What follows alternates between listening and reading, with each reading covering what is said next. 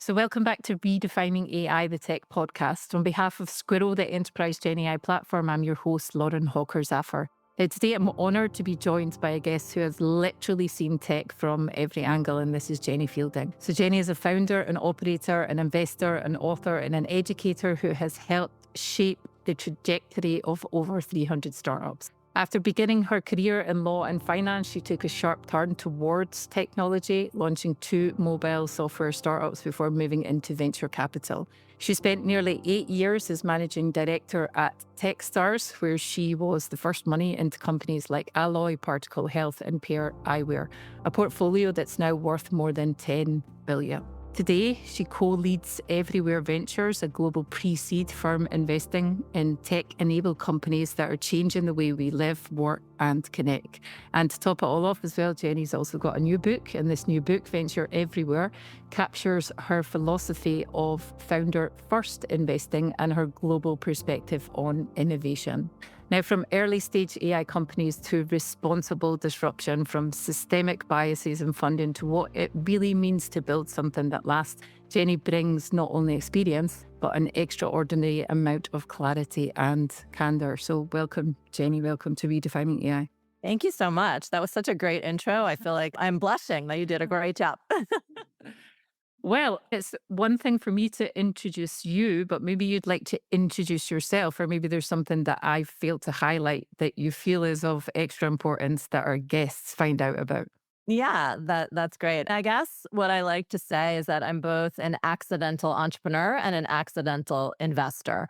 And I think at the core, I've always been someone who's looked for products and services and ways the world can operate better and more efficiently, and that's manifested itself as, becoming an entrepreneur. I built two software companies and now running everywhere. So I've fallen into both of these categories, but they really started from a primal desire just to see the world in a different light and hopefully a little bit better. And that's why I was excited to come on your podcast because I love the theme, not just about AI, but what that means for consumers, what that means for everyday people. Yeah, definitely. It's an interesting choice of, I'd say, classification. Accidental entrepreneur. There's many, obviously, that believe that entrepreneurs are not something that happened by accident.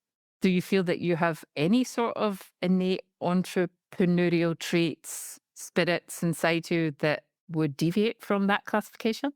Yeah. So I think you need some of those, as you said, entrepreneurial traits within. I was always someone, I actually worked in very traditional industries for a while. I worked in law and finance in New York City, right? Can't get more traditional than that.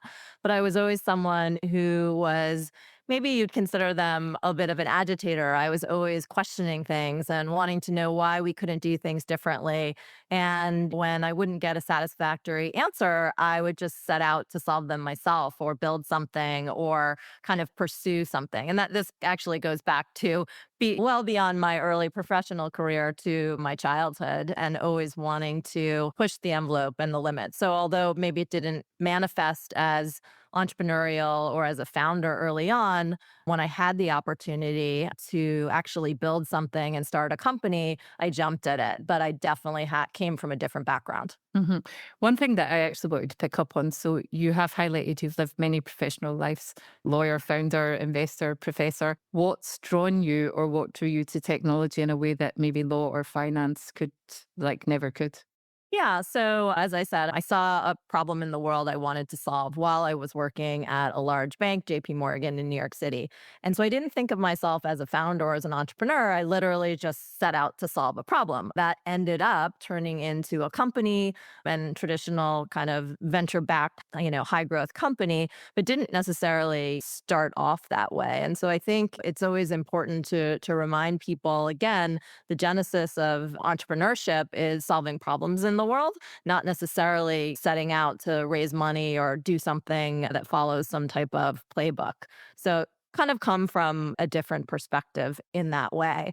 And once I got a taste of technology, the scale, the impact that you can make, the number of people versus something like law, which is very one to one in many ways, right? You have a client, you help a client, but the scale that you can reach with technology, just with a few people and some code, was absolutely mind blowing to me. And I think once I got a taste of that, I was never really going to go back to something that felt service oriented because I loved that kind of one to many access that you would get. So we're going to dive today, obviously, a little bit more into the path that you've chosen with technology and Everywhere Ventures. Now, you've mentioned the genesis to entrepreneurship is solving problems.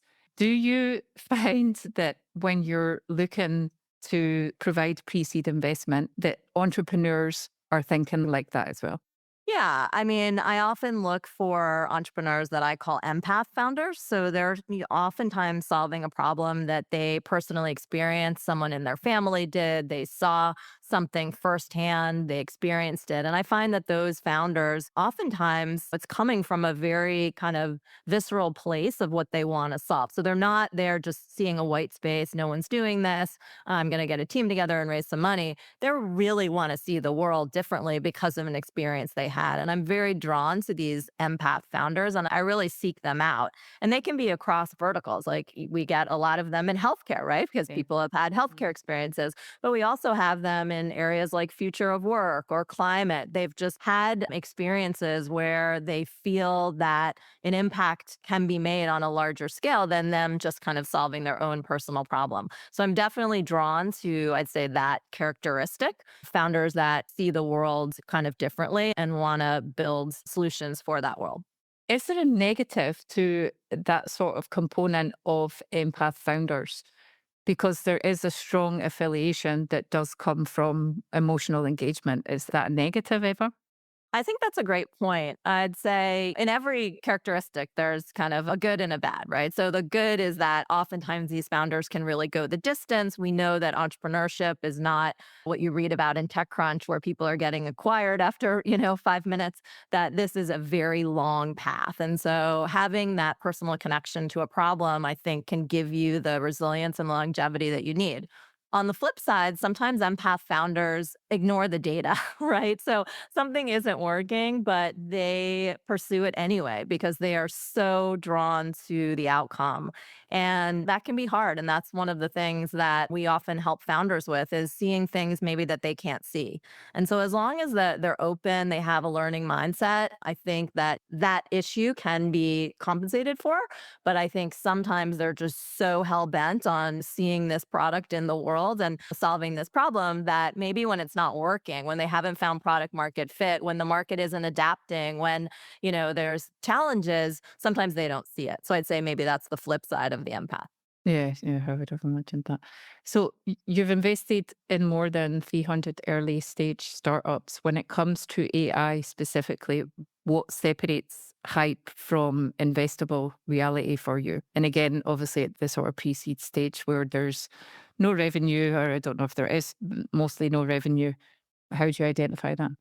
Yeah, so we've been investing in the category for kind of, well, let's call it pre the LLM hype. So early kind of ML opportunities where automation was taking antiquated industries and bringing them up to speed.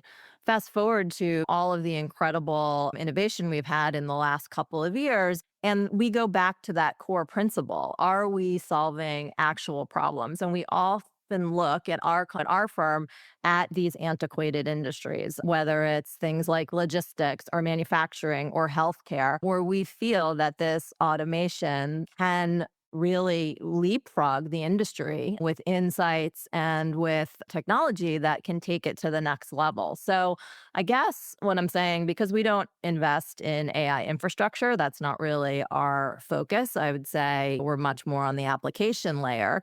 Is this technology, the enabling technology that will make the industry go faster? Will it be transformational? And oftentimes that can be AI, but if we look at previous iterations, whether it was cloud computing or obviously stuff with crypto, those were sometimes better rails to build on. Is this the right technology for this solution? And sometimes I think founders sometimes slap AI on everything. And you have to take a step back and say, is that actually making the outcome better, right? Does that process need to be automated in this way? So we try to dig down a little bit and understand, what does that mean for every kind of link in the chain within the product that you're building to be AI native? What are the things that need to be automated? Where's the real opportunity?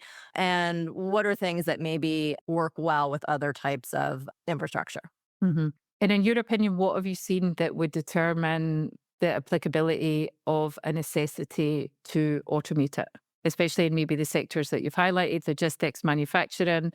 There's a lot of talk about tech frameworks. There's maybe the start of experimentation, I would say, in Europe. You're in the US, maybe you can comment on the US market. But is the market really at a stage where it has identified applicable use cases, as you've said, enablement layers around automation? I think the use cases are there. I think the real consideration is, are the companies ready to adopt these technologies, right? So, my second startup, what I learned the hard way was that the market isn't necessarily ready for your solution. So, my second startup was a text message marketing company. And when I started it in 2010, the truth was people weren't ready to get marketing on their phone. The phone was still a very personal, I call my mom type thing. And there was a psychological element. So fast forward to today. And as you mentioned, the promise of agentic AI just seems incredible for antiquated industries.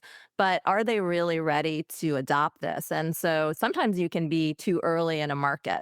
And so we love the entrepreneurs that are thinking about the future. How will manufacturing be transformed when agents can be operational and do a lot of the rote work that humans potentially don't want to do?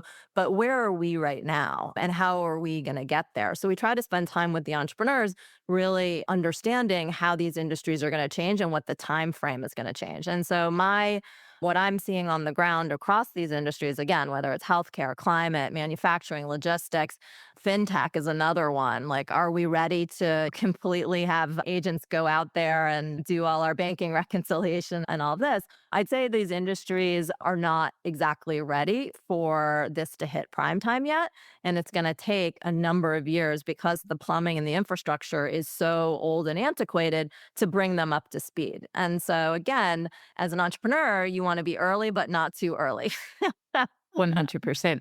So maybe in response to that, I would imagine that you've seen on, I think it was the 7th of April, there was two memoranda that were released by the White House, and that was the White House office, I think it was management and budget. Now they have released these, the M2521, M2522, to encourage AI acceleration, essentially to frame the US and have AI as a national advantage. Is there anything that you feel should be responded to, or do you have per se any advice for people that are looking to navigate that space from an innovation perspective? Yeah, I think you have a fundamental decision is like whether you have the capability and the know with all to build versus buy a solution, right? So if you're a larger organization and you're potentially a technology focused organization, you might be able to build a little crack team around some of the automations that you'd like to see. I think if you're kind of a smaller, medium sized business, you're probably not going to be able to do that. And you're going to have to look for solutions that may seem like SaaS solutions now, and that may actually change to point solutions. But what's good about it is that there's so much innovation happening. There's so many companies being built right now, is that you have a lot of choices as a business. So even if you don't have the capabilities in-house, there's multiple companies that can support you, both on the consultative side and then on the, call it, software as a service side, where you're able to, purchase something and have it be self-serve in your organization. So I think the good news is there's a lot of optionality. The hard part is just figuring out which area. Am I going to try to build something? Am I going to hire consultants to come? Which type of consultants? Or am I going to be able to have an off the shelf product? So I think we're in a little bit of a confusion time for medium sized businesses, but also an exciting one because you can kind of itemize, pick apart your business and figure out what are all the areas that we can make more efficient? What are all of the areas that we can improve? So ultimately, our customers, our end users, our stakeholders have a better experience. And the fact that the White House is supporting this, all the big tech companies are supporting this, I think is just moving everyone in the right direction, but it's not so clear. Like the playbook isn't so clear, right? And that's maybe the component of worry, because a lot of these industries where it is encouraged, there's a necessity and a fundament for trust. It's a non negotiable, especially in the sectors that you're talking about, like fintech and healthcare. So, how do you also advise founders that are navigating that space from an innovation perspective where trust really is a non negotiable? Yeah, it's a great point. Like, can you trust a new startup? And I think there's definitely some questions there. I mean, the good news is that you can use kind of bigger companies. I mean, just simply if you use Google Workspace and they've integrated Gemini into that, and all of a sudden, all your documentation, all your decks, like so much of your infrastructure has been infused with AI, and you didn't really have to do anything different. You paid a little bit extra per month and you're already using a tried and true brand. So I think there's options for companies on that front to just dip their toe in by small,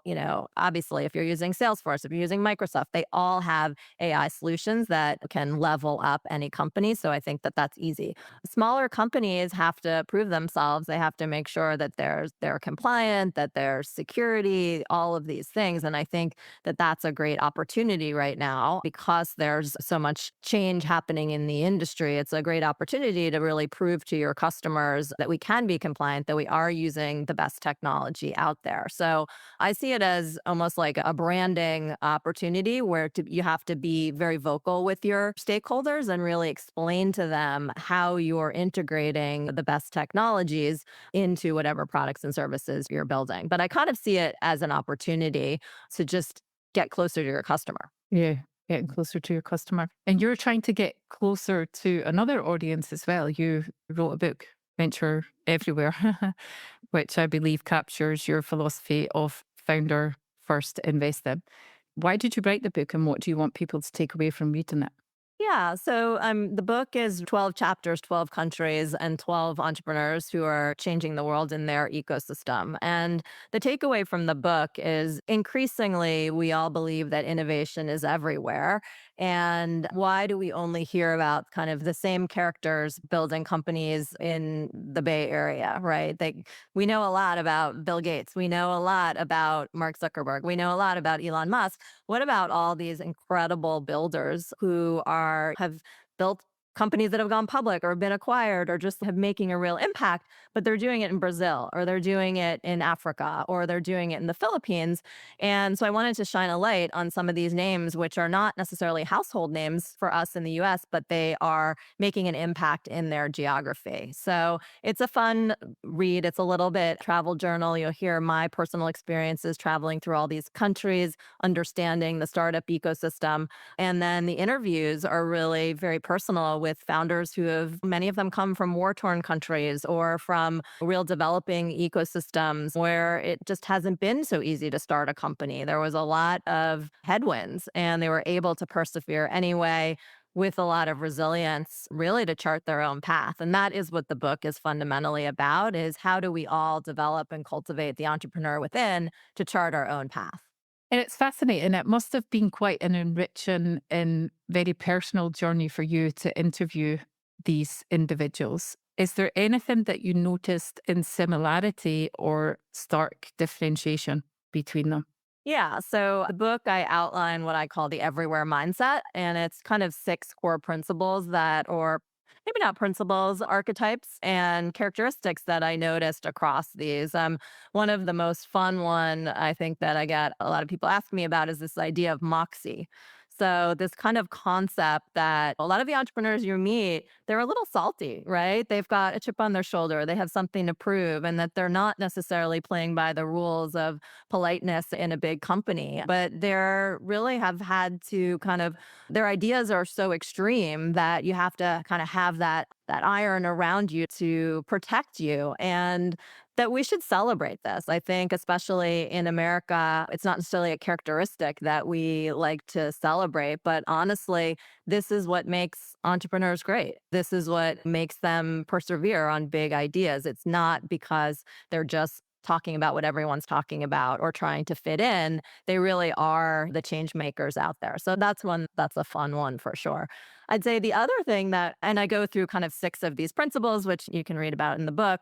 But the other thing that was very poignant about doing these interviews, again, many of these founders have taken their companies public or they're unicorns, they're large, somewhat successful companies at this point. As people were telling me their stories, because I always start at the beginning, your childhood, and as Yeah. people are telling me their stories, about half of the founders that I interviewed got choked up on the call, like literally started shedding tears. And these are folks, they're pretty hardcore. You wouldn't necessarily experience that, but the founder journey is so intense. The road that they have traveled has not been easy. And as they recall and reflect on these experiences, it's very emotional. And that was something that was very unexpected because, again, a lot of these founders have been super, super successful. One of them grew up in a small town in Pakistan, and his family had never had, there was no education. He was the first person in his family. Meanwhile, he ends up building one of the largest, or maybe the most successful startup in the Middle East. He ends up selling that to Uber for $3 billion, right? And so I'm talking to him, and when you hear the vulnerability in their voice or you hear them get choked up, you really realize that the founder journey for everyone is a really intense one. Yeah, yeah. Founders are extremely interesting and unique individuals. A question from my side, just out of curiosity. How many of those founders, and not from a purposeful choice through your own selection, were female? So in the book, it's about half that I interview in the book. So yes, that's obviously something very important to me, is that we also shine light on women who are building companies. So some great stories. One of my favorite ones is a woman named Lori who's building just a massive company in Mexico. It's actually my first chapter. The company is called Kavak, and it's a marketplace for used vehicles. And I don't know, the last valuation was $8 billion or something. And she's just epic. And so celebrating those stories, which we don't hear about as much, was really important to me. It's been fascinating. I want to thank you for your contribution today on redefining AI, and I'm sure that our listeners will enjoy this conversation. Thank you, Jenny. Thanks so much, Lauren. It was a real pleasure.